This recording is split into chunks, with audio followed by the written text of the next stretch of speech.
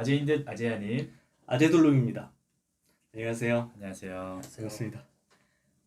저희가 아재돌룸한 지 처음으로 네, 3명이 하고 있어요. 아재들룸. 그렇죠. 오늘 할 주제에 특별히 게스트를 모셨어요. 그래서 일단 게스트분 소개를 잠깐 듣겠습니다. 소개해 주시죠. 예, 안녕하세요. 처음 뵙겠습니다. 저는 두두라고 합니다. 네, 반갑습니다. 네. 뭐 더 소개하실 건 없나요? 전뭐 그냥 평범한 회사원이고요. 같이 이제 그 공부하는 모임에 몇 번 왔다가 이렇게 출연을 갑자기 해달라고 하셔가지고 걸리셨군요. 예, 제가 뭐 이런 유튜브 촬영이라든지 한 번도 해본 적이 없어서 얼마나 좀 도움이 될지 모르겠는데 아무튼 저에게도 첫 경험이기도 하고 좀 그 리드에 맞춰가지고 뭐 생각하고 있는 거를 잘 말해볼 수 있게 해보겠습니다. 네, 잘 반갑습니다. 부탁드립니다. 저희도 이렇게 우리 저희는 더 떨었던 것 같아요. 처음 할 때. 그럼요, 말도 못했죠. 그렇죠. 지금도 떨고 있고. 지금 두두님은 이제 앞으로 이제 아재돌룸에 뭐 고정으로 한번 해주실 것 같아요. 지금 제가 막 부담을 드리고 있는 중입니다. 그럼 오늘 주제로 바로 들어가 볼까요? 네, 그러시죠. 오늘 날짜가 4월 11일이죠. 네, 토요일인데 4월 15일 날 무슨 일이 있나요? 총선이 있죠. 그렇죠. 네, 지금 주말에 마지막 주말에 막 밖에서 막 선거 유세 차량이 소리를 내고 있을 텐데 오늘은 그 선거 결과 예측 방송 예측 방송. 좀 거창하죠. 예측을 제대로 할 수 있을지 모르겠지만 뭐. 사실 예측 전 단계까지 좀 노력해보는 그런.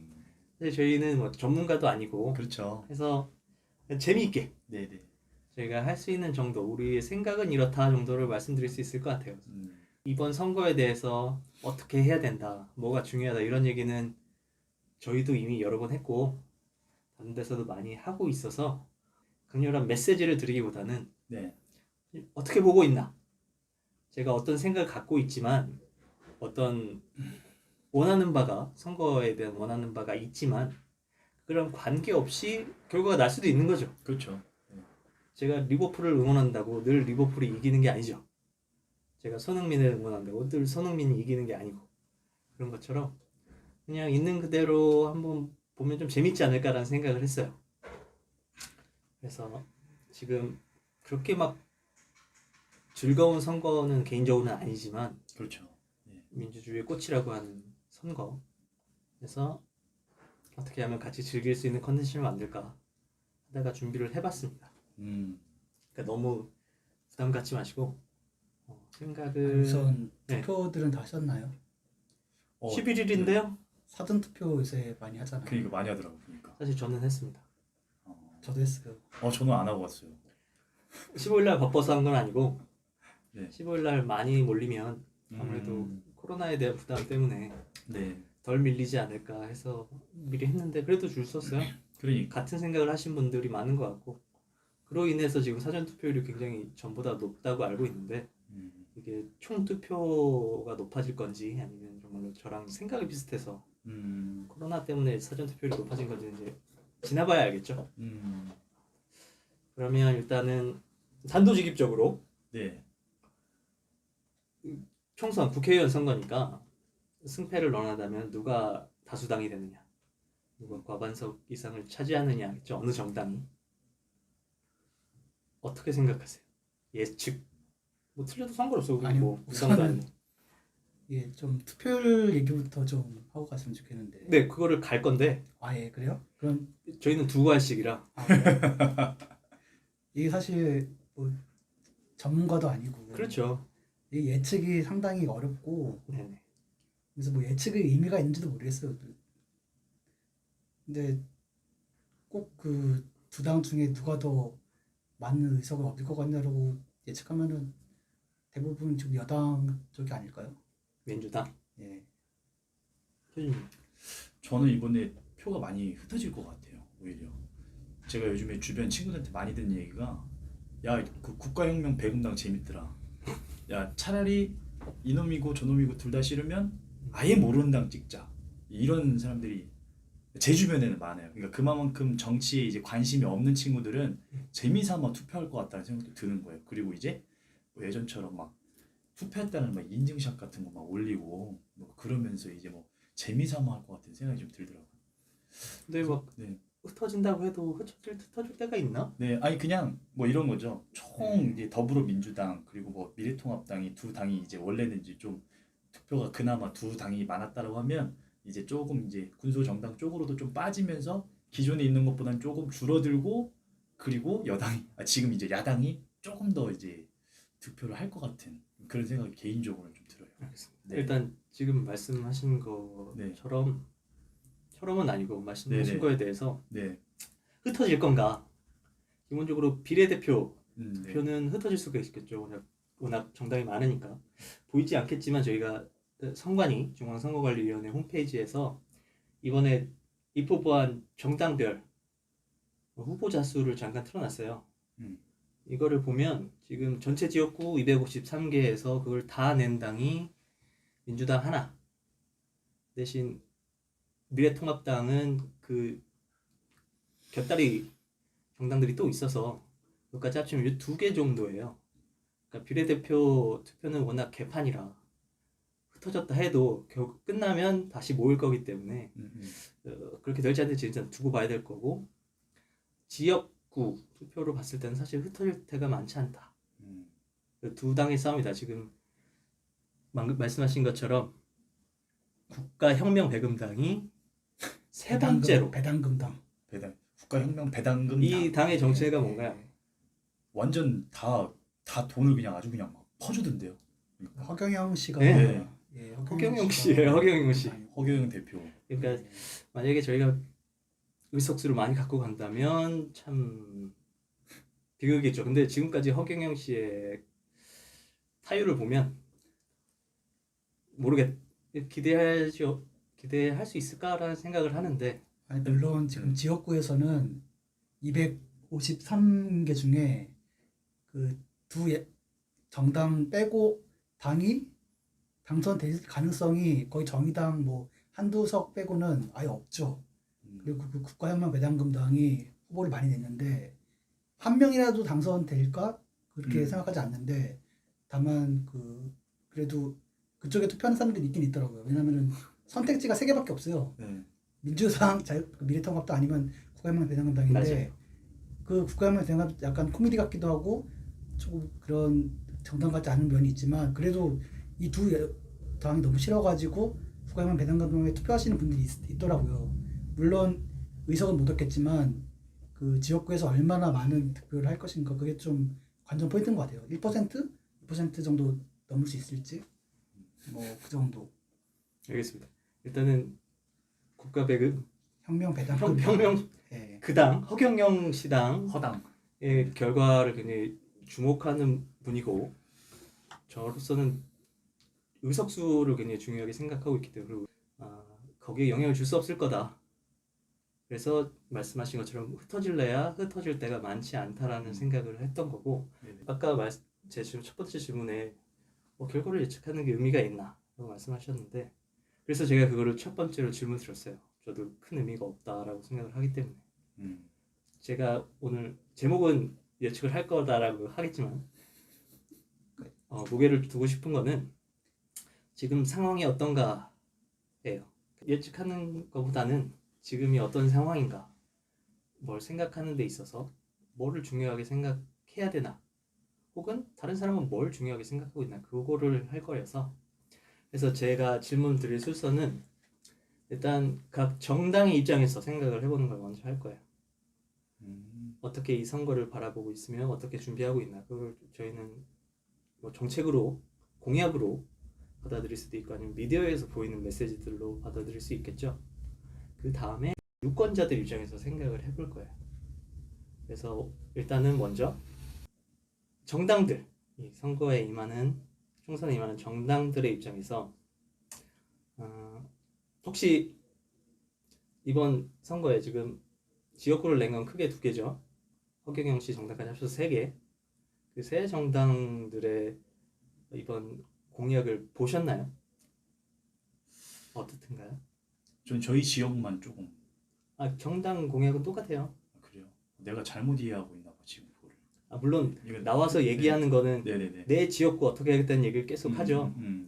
근데 그거는 그 개인의 지역구에서 통하는 얘기지 전체 정당 얘기는 아니잖아요. 근데 정당에 대한 공약들이 있어요. 나 그거는 모르는데. 있기는 보셨나요? 근데 뭐 항상 우리 대한민국 선거가 별로 정책이 중요하지 않은 그런 인물이나 구도 중심의 선거이긴 한데 이번 선거가 특히 좀 그게 약했던 것 같아요. 그래서 뭐 두 양당은 잘 공약이나 정책을 잘 모르겠어요. 근데 그나마 국가혁명 배당금당은 공보물을 봐도 워낙에 그 가독성 좋게 번호 붙여가지고 쫙 해놨더라고요. 이 당이 뭘 하고자 하는지 알겠다. 근데 다른 두 당은 머리에 남는 게 별로 없네요. 확실히 선호하는 정당이 느껴지는데요. 이게 선호한 게 호기심으로 아니고. 시작했다가 네. 점점 좋아지지 않을까. 네. 농담입니다만 지금 말씀해주신 것처럼 네. 실질적으로 들여다보지 못했다. 역사적으로 봤을 때도 정책으로 공약으로 선거를 치른 적이 없다. 게다가 이번에는 더 심하다라는 얘기를 해주. 이게 현실이지 않을까 싶어요. 그러니까 특히나 그 정당의 대표 공약들은 그 비례 대표 비례 그 공보지에 적혀 있잖아요. 근데 지금 두 양당이 자기들이 직접 비례 후보를 내지 않고 위성 정당을 이제 비례 후보를 냈잖아요. 그러니까 지금 더불어시민당하고 미래한국당 공보물을 보면은 공약이 없어요. 그냥 거기 이제 후보 1번부터 몇 번까지 얼굴 놓고 구호들만 있지 그게 없더라고요. 자, 혹시나 어디 한 군데에서 이 공약들을 좀 보고 싶다 하시는 분들은 중앙선거관리위원회 가보시면 여기 있어요. 좀 잠깐 보면 안 돼요? 볼 수 있죠. 네. 정책 공약 보기가 있죠. 네. 후보자 공약 말고 정당 정책.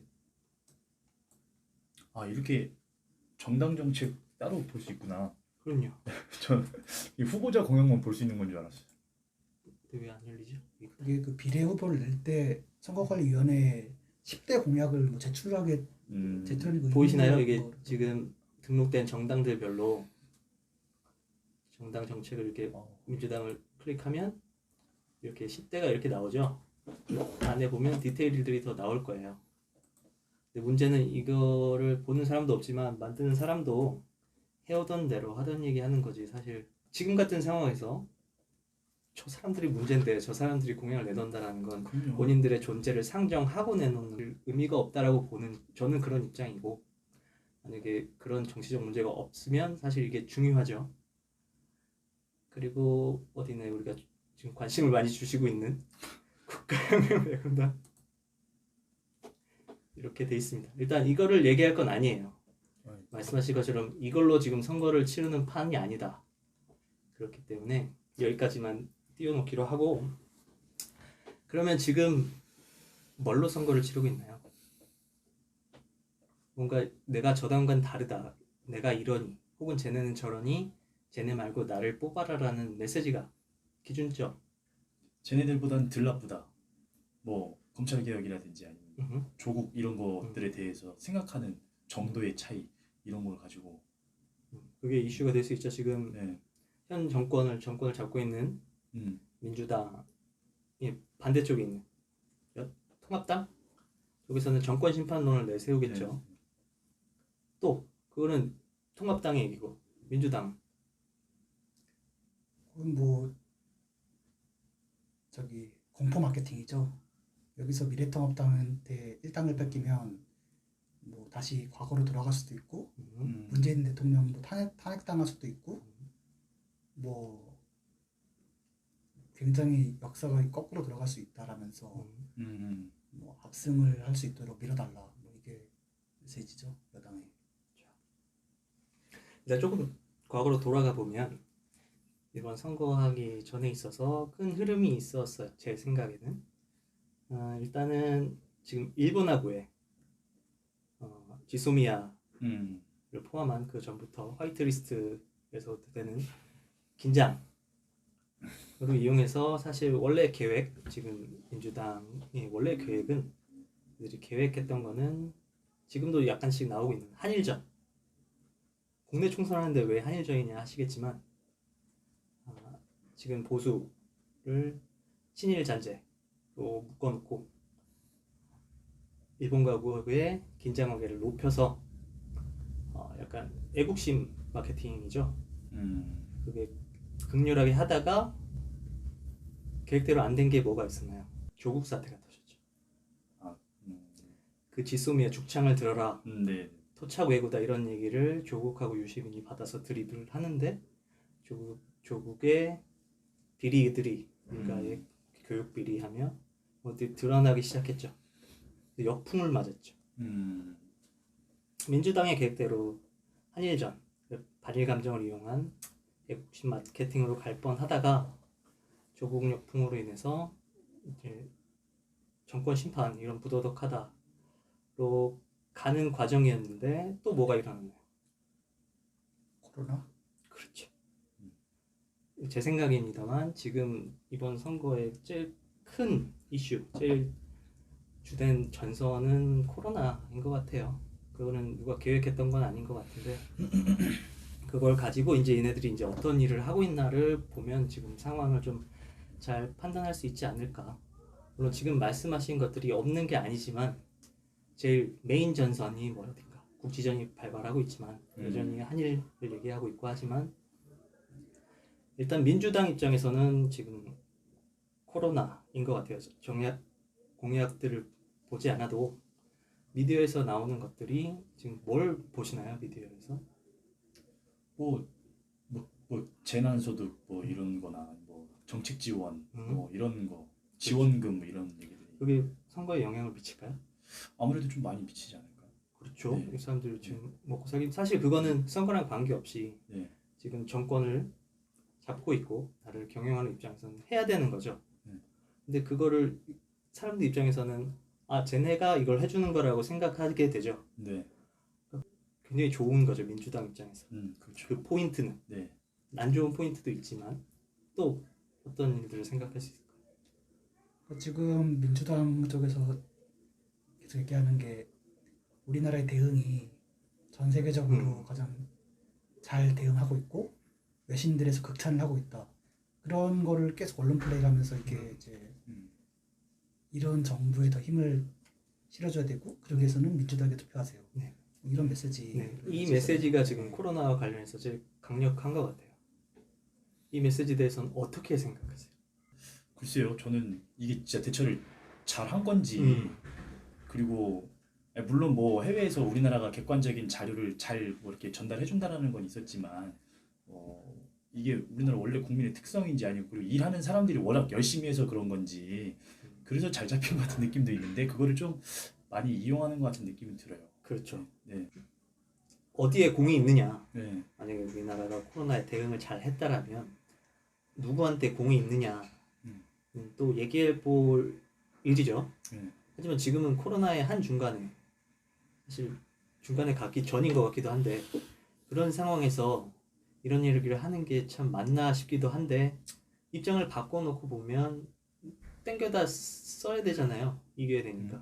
그렇죠. 내가 땡겨다 쓸 수 있는 입장이잖아요. 지금 정권을 잡고 있으니까. 그러니까 이렇게 그냥 객관적으로 보면 될 것 같아요. 그 다음에 이제 거기에 대한 판단이 각자가 다르겠죠. 아무리 생각해도 이거는 정권이 잘한 거다. 혹은 의사랑 간호사들이랑 현장에 있는 분들 뼈를 갈아 넣어가지고 한 결과를 자기들이 마치 우리가 촛불 뜬 거를 업어가지고 대통령 된 것처럼 그렇게 하고 있다라고 생각하는 분들도 있을 건데 그 값진 판단을 지금 우리가 내려드릴 건 아니고 그냥 그렇게 하고 있다. 왜? 선거를 앞두고 굉장히 큰 이슈인 코로나를 가지고 지금 집권 여당인 민주당이 어떻게 하고 있느냐에 대한 얘기를 하려는 거기 때문에 이해가 좀 되시죠? 그러면 이제 통합당으로 좀 넘어와서 통합당은 여기에 대해서도 어떻게 대응을 하고? 정부가 잘못했다라고 얘기하죠. 그 전에 차라리 이렇게 막아놨어야 되는데 뭐 창문 열어놓고 모기 잡는다고 이렇게 얘기하고 그래서 결국 이 상황을 만들어놓고 그걸 또 이용한다 이런 식으로 또 이제 얘기하고 있더라고요. 또 저는 그 미래통합당은 메시지가 일관되지 않고 사람마다 다 말 다르고 그래가지고 뭐가 그 당의 공식적인 의견인지를 종잡을 수가 없는데 그래도 저번에 박형준 씨가 토론에 나와서 한 얘기를 들어보니까 뭐 공은 인정하는데 자화자찬할 때가 아니다. 이럴 때일수록 겸손하게 뭐 더 이제 퍼지지 않도록 조심해야지.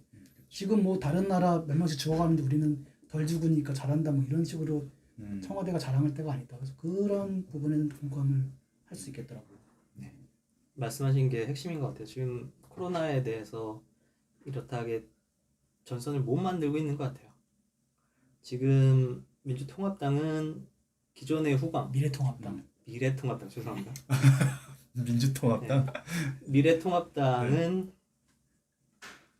기존에 정권을 잡아왔었던 거가 있어서 지금 야권에서 제1당일 뿐이지 안을 들여다보면 엉망이죠. 네. 지금 이번 선거에서 드러난 것 같아요.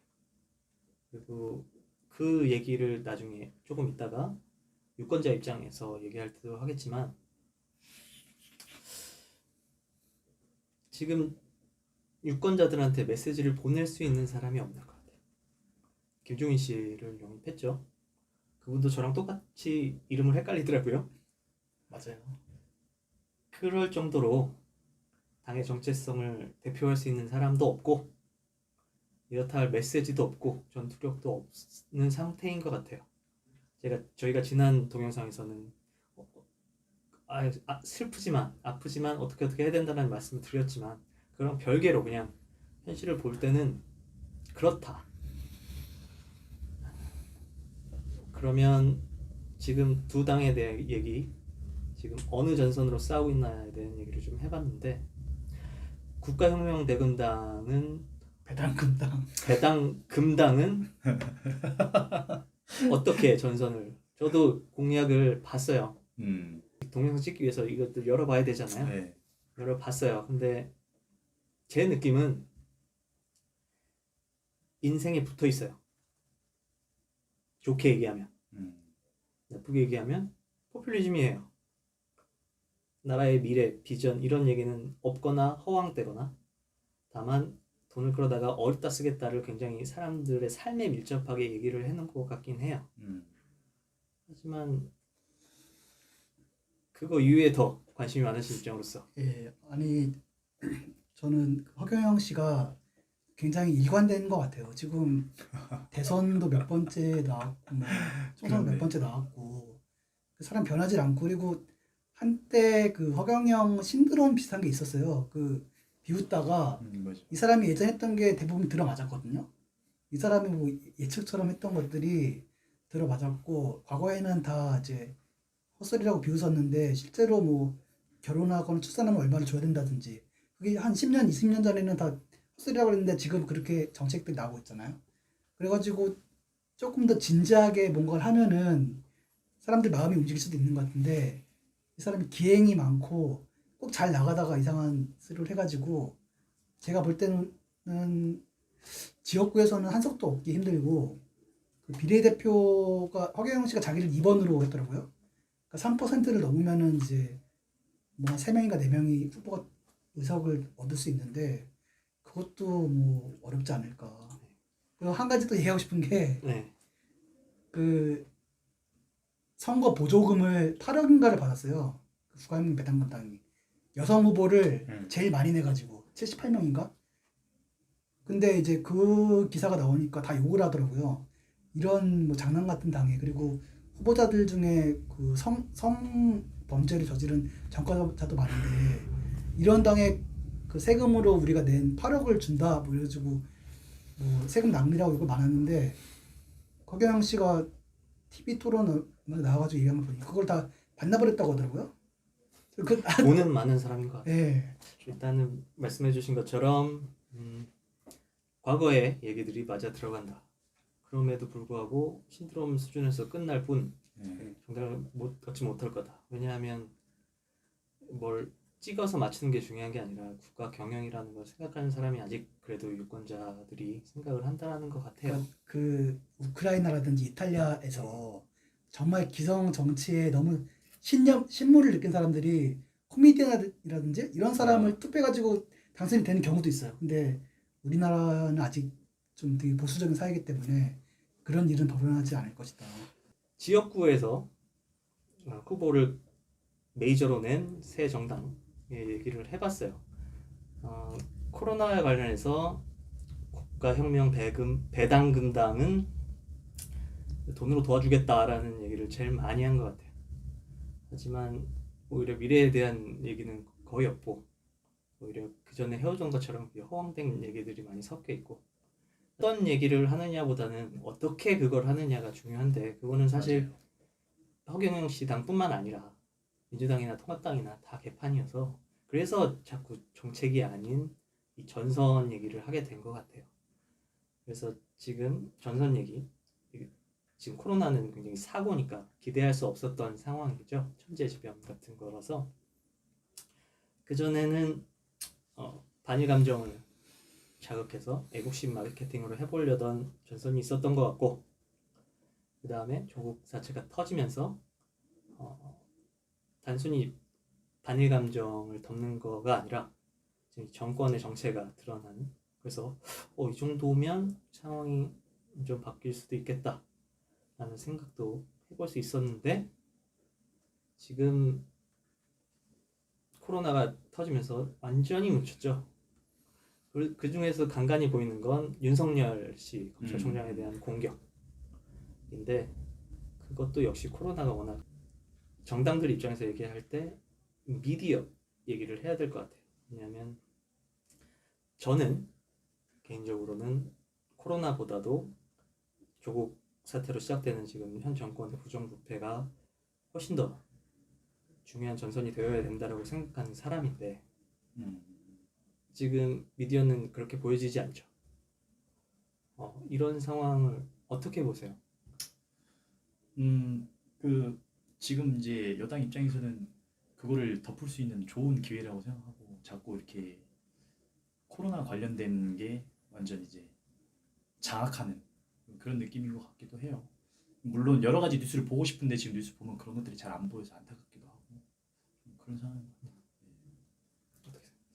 그 여론의 문제라기보다는 그거를 야당이 그런 공격 포인트를 좀 초점화를 시켜가지고 계속 그 메시지를 이제 얘기를 하고 다녀야 그걸 언론에서 잡아주고 이제 그게 전선으로 떠오르고 이제 떠오르는데 미래통합당이 공격 포인트를 못 잡고 다 엉뚱한 소리만 막 여기저기서 나오고 있고 굉장히 안타깝더라고요. 이게 딱 조국이라든지 뭐 사모펀드라든지 라임이라든지 뭐 그런 민주당이 딱 맞으면 되게 아파할 만한 그런 포인트들이 보이는데 그걸 그냥 보고 그냥 안 보여서 그러는 건지 뭐 얘기하면은 어려워서 그러는 건지 그 좀 안타깝더라고요. 지금 말씀하시는 거는 지금 집권 여당이 미디어를 컨트롤하는 것도 있지만 야당에서 제대로 공격을 못 하고 있다. 의제 설정을 잘 못해주고 있다. 이게 복합적으로 일어나고 있는 상황인 것 같아요. 음. 그러니까 저쪽이 막 잘하는 것도 아닌데 이쪽이 엄청 못하면 격차가 커지는 거죠. 그런데 그런 상황인 것 같아요. 지금 이 미디어 얘기를 지금 하면서 이제 유권자 입장으로 넘어가려고요. 왜냐면 이 지금 얘기한 전선들 중요 이슈들이 정당하고 유권자들 사이를 미디어로 연결하죠. 왜냐면 정당의 정책들, 공약들은 연결해요. 지금 이슈가 되는 거는 이런 것들이지 공약이 아니기 때문에 그러면 이것들로 인해서 유권자들이 바라보기 때문에 이게 상당히 중요하죠. 이렇게 스스로 정보를 찾아볼 수 있는 유권자들이 얼마나 되겠어요. 내 지역구만 찾아보지 이것까지는 그런 거예요. 못 봤어요. 그리고 지역구 잠깐 말씀하셨는데 네. 뭐 트럭 타고 다니면서 막 얘기하죠. 저도 집에 있으면 막 밖에서 시끄럽게 얘기를 해서 안 들을 수가 없어서 들은 걸 보면 국회의원인데 이 동네에 뭘 하겠다라는 얘기를 자꾸 해요. 아니, 이 동네에 뭘 했다. 국회의원이 그거 하려고 뽑는 게 아니잖아요. 이게 이제 소선거구 승자 독식 제도의 특징이죠. 이 동네 민심만 잡으면 내 자리는 유지가 되는 거예요. 그래서 내가 큰 그림을 그리러 가야 되는데 큰 그림 안 그리고 여기서 쏙닥쏙닥 해도 계속 그 큰 그림을 자리를 유지하게 되는 거죠. 음. 굉장히 병폐죠. 국회의원이 여기에다 다리 놓는 거 왜? 나라 전체에 어떻게 길을 뚫을까를 얘기해도 모자랄 판에 이 동네에 뭘 그쵸? 국회의원은 그거 하려고 뽑는 게 아닌데 그게 익숙해졌어요. 문제의식이 없어질 정도. 아 그렇네.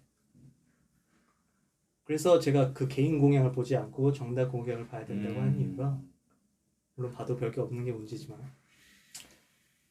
네. 그 정당들이 이게 자기네들의 공약을 얼마나 진지하게 생각하는지 이렇게 해놓고 우리가 2016년도에 내밀었던 공약들이 얼마만큼 지켜졌는가 그런 거를 따져보고 있는가 보면은 항상 선거 때만 이렇게 내밀고 결국에는 이슈에 따라서 그냥 그때 그냥 뭐 여론의 흐름에 따라서 공약과 반대되는 정책을 내기도 하고 그러니까 별로 눈에 보질 않는 거죠.